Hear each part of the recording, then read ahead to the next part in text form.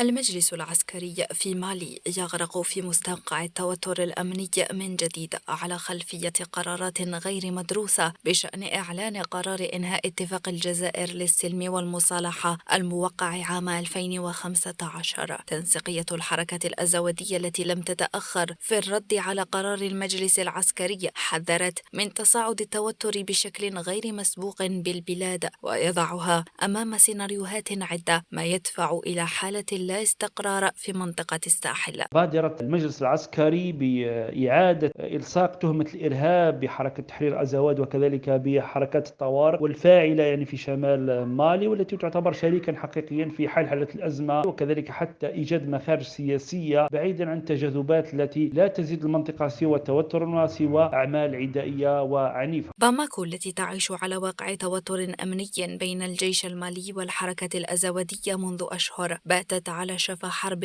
أهلية تهدد بعودة النشاطات الإرهابية وانقسام البلاد، ما يضع الحوار الداخلي الذي دعا إليه الرئيس الانتقالي أسيمي غويتا محل انسداد في الأفق في ظل معطيات حتمية تشير إلى مقاطعة الحركة الأزودية المعادية للنظام الحاكم في باماكو. الأمر الآن بات ينذر بعودة المواجهة العسكرية المسلحة ما بين المجلس العسكري وحركة تحرير أزود وكذلك الحركات الطوارئية الأخرى، بما يوفر البيئة المناسبة لعودة الأنشطة الإرهابية وكذلك حتى المواجهة في ما يتعلق بانتشار الجماعات المتطرفة والجريمة المنظمة في الساحل الإفريقي. دولة مالي أمام مفترق طرق مسدود، مشهد معقد يسرع من خطوات الفوضى في التسلل إلى الداخل المالي ويزيد من مخاوف تدهور البلاد بالكامل بسبب صراع تستغله أطراف إقليمية ودولية خدمة لمصالحها الضيقة.